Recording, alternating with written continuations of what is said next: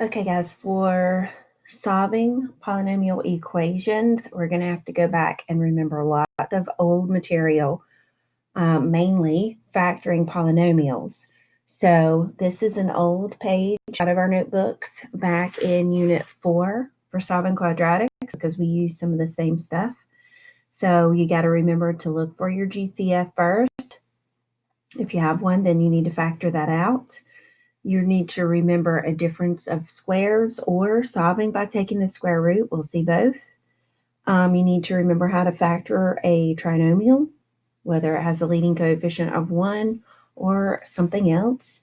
Grouping, which we use in all of our cases of factoring. So these are a lot of things that we're going to have to remember, including what we talked about in the last lesson, which is using a sum or difference of cubes. So this is where our little formulas are important to remember when we have a sum of cubes and a difference of cubes. And we're going to have to use all of that. And that's what makes this topic tough sometimes, because you have to figure out what tool to use. So the first thing is to remember GCF, trinomials, difference of two squares, or solve by square root, and sum and difference of cubes. So all of that is important. Sorry, you didn't see what I was writing.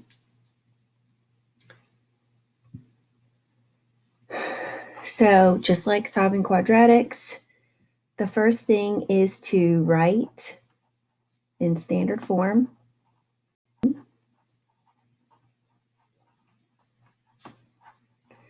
And set it equal to 0. Second step would be to decide which method you have to use. And then the last step, and factor, go ahead and factor. Then the last step would be to set each factor equal to 0 and solve.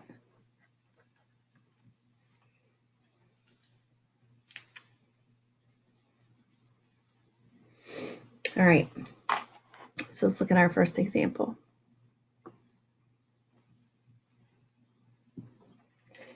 I see a trinomial here, but I also see that it's x cubed, and I notice I have an x in every term. So that means I have a GCF of x.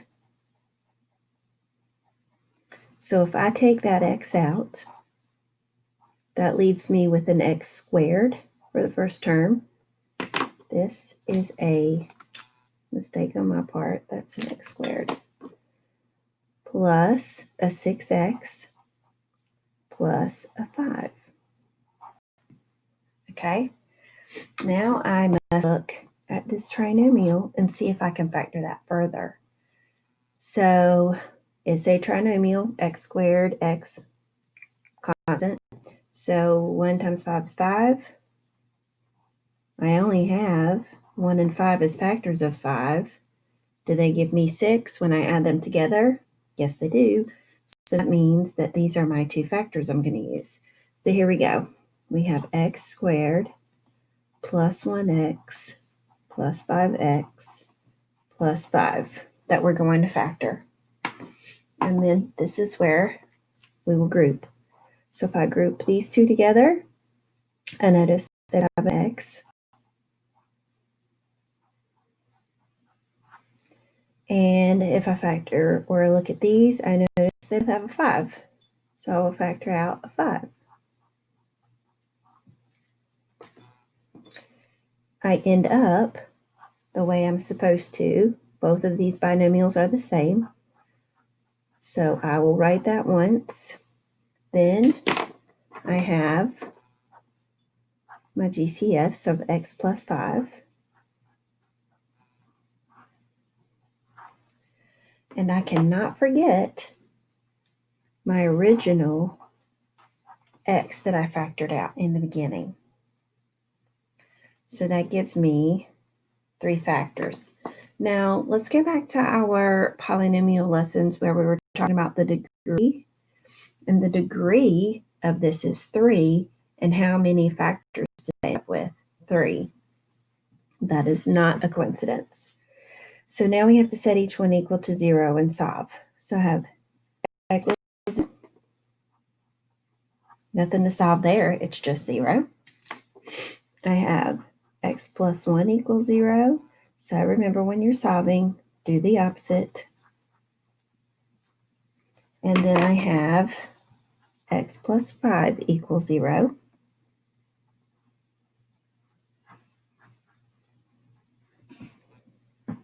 So what are my zeros? Where are my x-intercepts? I have one at 0. I have one at -1, and I have one at 5. This is where this graph crosses the x-intercept at each of these 3 spots. For example number 2, we have an equation that is very similar to the first one. Again, I see that each term has an x, and that's going to be my greatest common factor that I will factor out. That leaves me with x squared minus 4x plus 13. And so now I'm going to try to factor this trinomial in parentheses. So 1 times 13 is 13. The factors of 13 are only 1 and 13, and there's no way I will ever get a -4. So I cannot factor. What does this mean? This means that we're going to review our quadratic formula.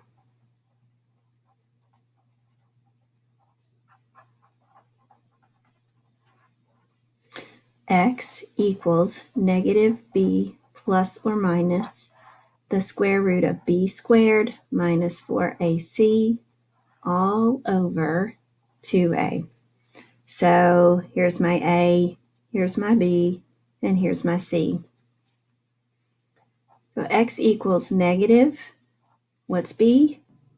-4, plus or minus the square root of b squared, again, -4, minus 4 times a, which is 1, times c, which is 13, all over 2 times a, which is 1. All right, so let's simplify this. A negative, or negative times a negative, is a positive 4, plus or minus, I'm going to plug this into my calculator.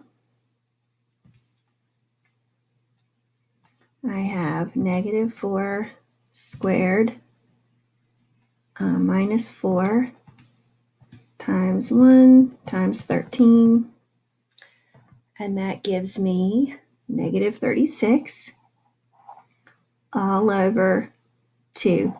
A common mistake here is for you guys to take this -36 and divide it by 2, but it's trapped under the radical symbol and you cannot do that. So please don't jump ahead and make a mistake here. What we need to do is see if we can simplify this -36. I'm going to rewrite this as -1 times 36 to remind you guys what the square root of -1 is. Remember, that's an imaginary number. We represent that with the letter I. Then we have the square root of 36, which hopefully you guys remember is 6i. So now that we have that, we have this 4 still, plus or minus. We just said the square root of -36 is 6i, and that's divided by 2. And we can reduce this, so we need to do that.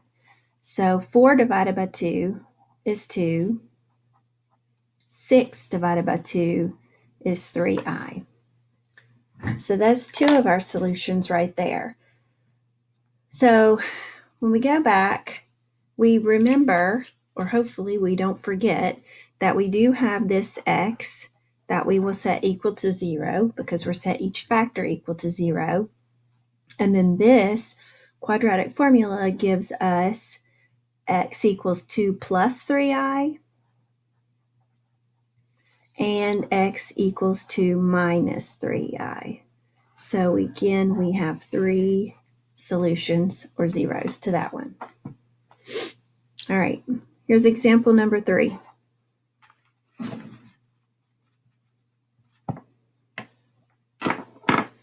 I have x to the 4th minus 64x equals 0.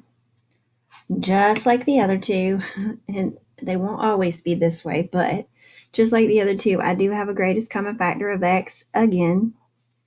So when I factor that out, that leaves me with x cubed minus 64.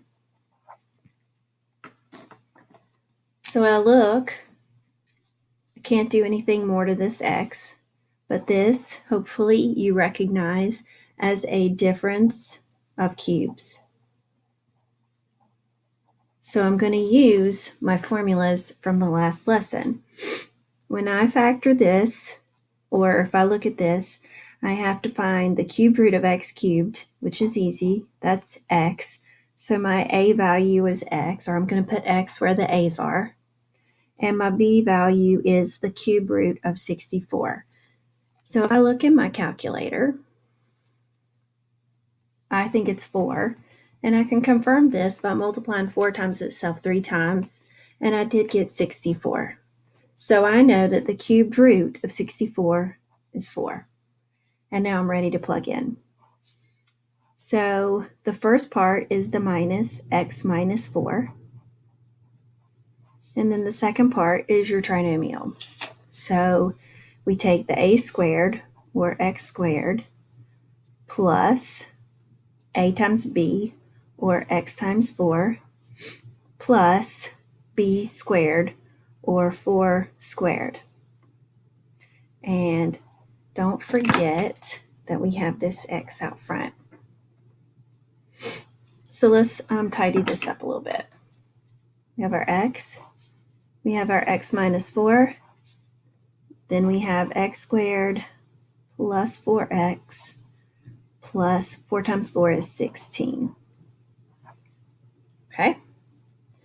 Now, typically, and I think always, you cannot factor this trinomial. So if I look, 1 times 16 does not give me 4. 2 times 8 does not give me 4. 4 times 4 does not give me 4 when we add, which means we're going to use our quadratic formula again. So I have x equals negative b, which is 4, plus or minus b squared minus 4 times a, which is 1, times c, which is 16, all over 2 times a, which is 1. So that gives me negative 4. Under the radical, I'm going to have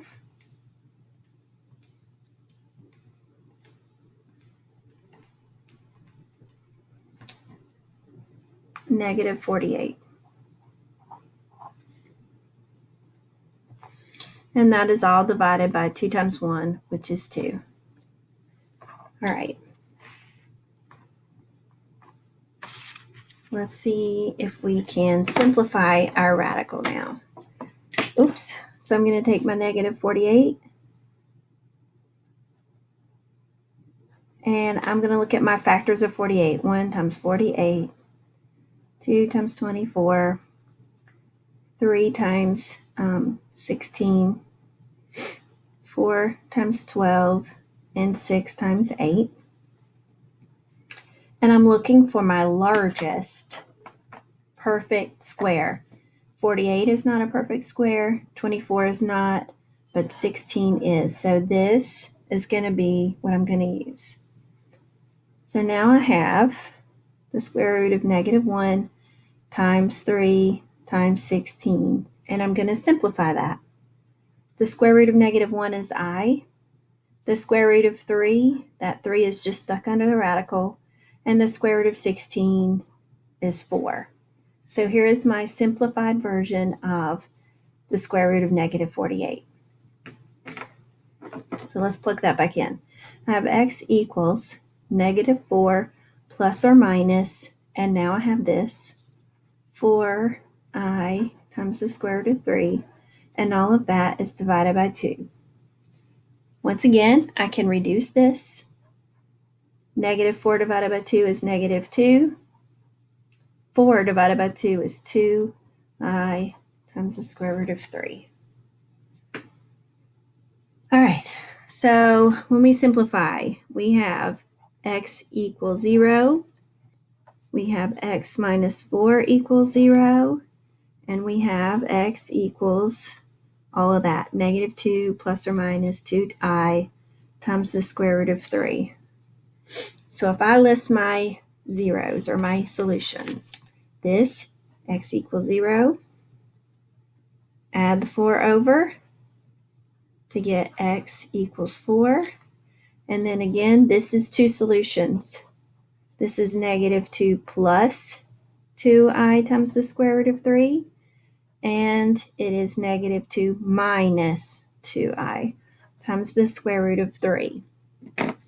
Our polynomial was a degree of 4, and we have 4 solutions.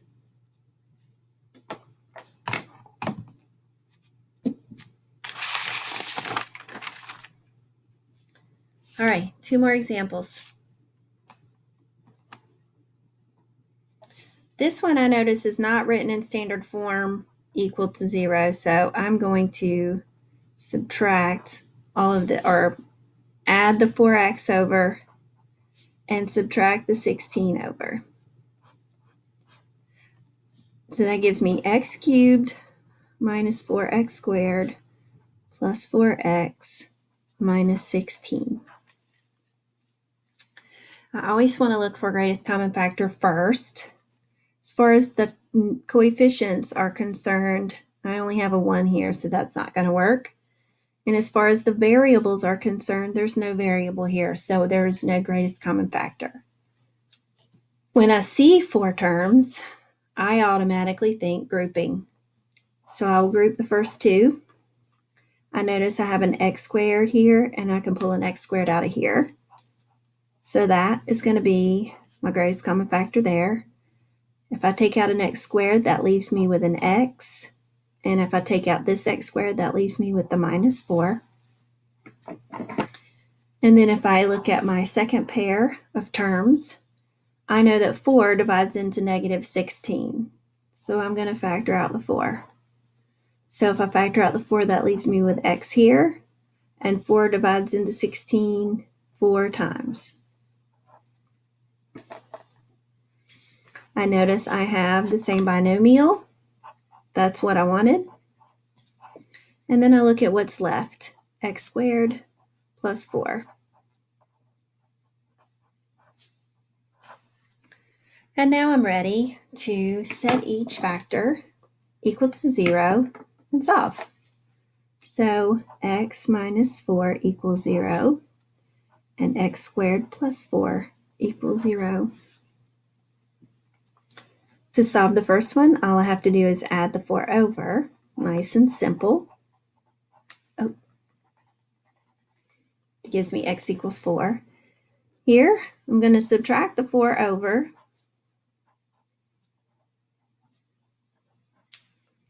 And then to undo squaring something, I take the square root of both sides. So that leaves me with x equals a plus or minus the square root of negative 4, which I can simplify.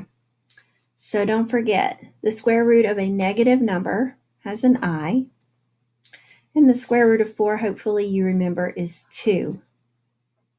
And there's plus and negative, positive and negative of those.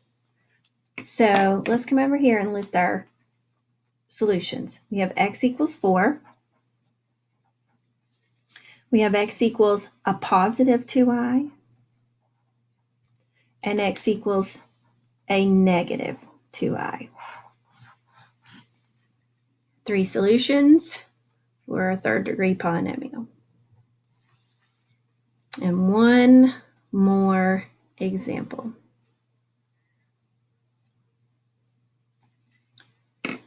We're back to having an x as a GCF, so let me factor that out.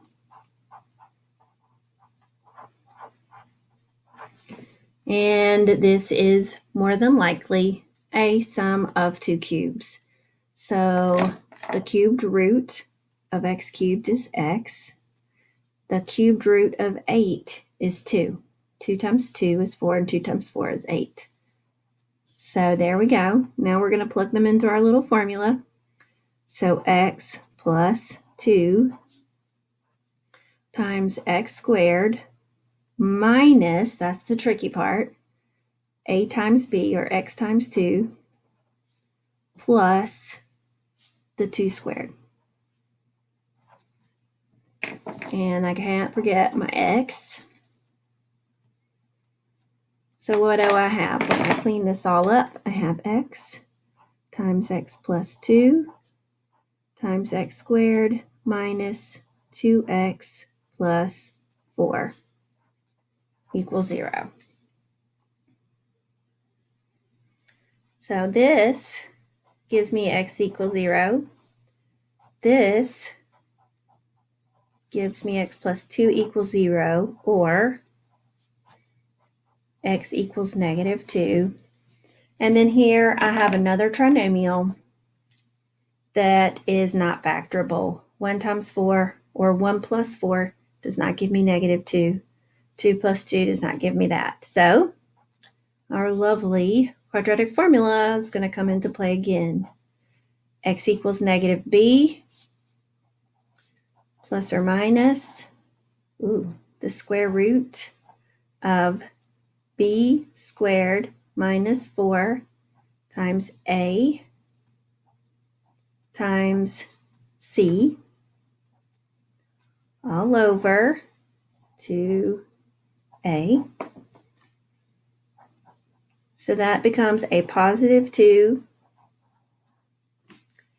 and under the radical, all right, negative 2 squared minus 4 times 1 times 4. That gives me negative 12. And 2 times 1 is 2. So let's simplify the square root of negative 12.